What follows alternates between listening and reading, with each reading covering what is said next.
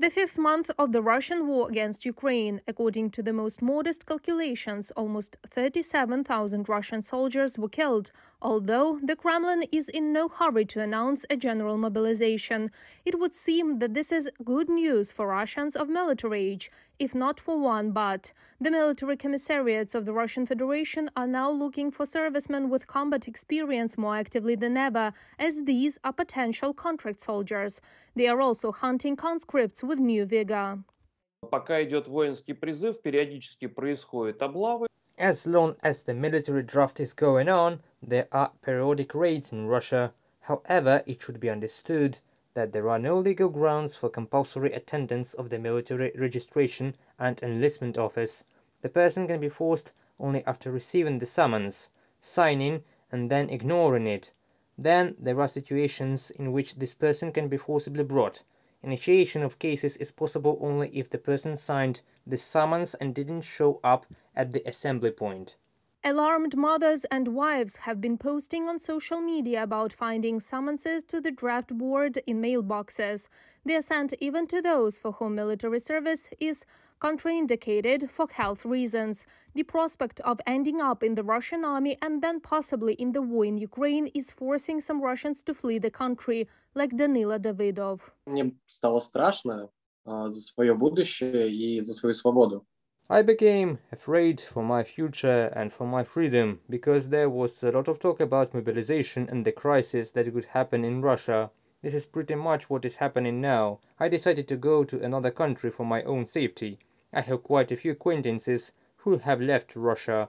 Basically, IT specialists, programmers, artists, everyone who works in a digital environment leave. At the end of May, the State Duma also removed age restrictions for contract service. It allows men to sign their first military contract between the ages of 18 and 40 or even up to 50, as the deputy head of the Russian Defense Ministry later clarified. The situation in the so-called Donetsk and Luhansk People's Republics is even worse. Everyone who is caught on the street is indiscriminately sent to the front line. Neither age, nor combat experience, nor diagnosis are of interest to anyone there. Если мы говорим о ДНР, ЛНР, то там загребают практически всех. If we are talking about the so-called Donetsk and Luhansk People's Republics, then almost everyone is being taken there, starting from students ending with employees of the conservatory. Something similar awaits people in the occupied territories of the Kherson and Zaporizhia regions. They are also trying to enlist people in the military service in the occupied Crimea, but there are no mass raids yet.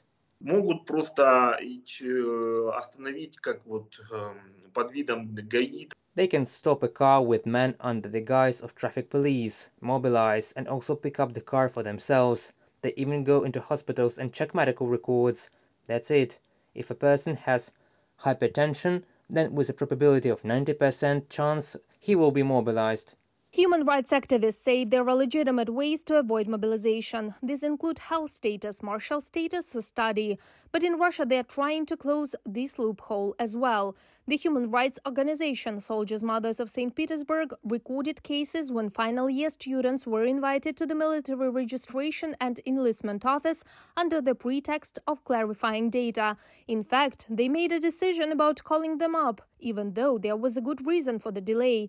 There are other ways, not quite legal, but more effective. Военного положения не объявлено ни в России, ни на временно оккупированных территориях.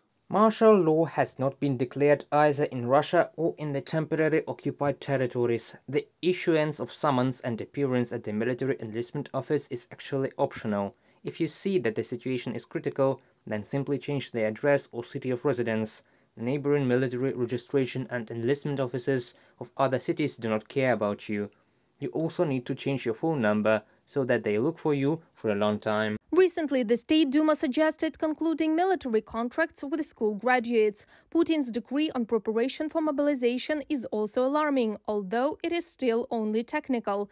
In particular, factories and enterprises will be obliged to fulfill the state defense order. However, the Ukrainian Ministry of Internal Affairs says that the possibility of mobilizing people exists. They do not rule out that the recent explosions in Belgorod are the work of the Russian special services. Such provocations should motivate Russians to go to war more willingly. Reported by Marina Stepanenko, Vlada Tsurkan, UATV News.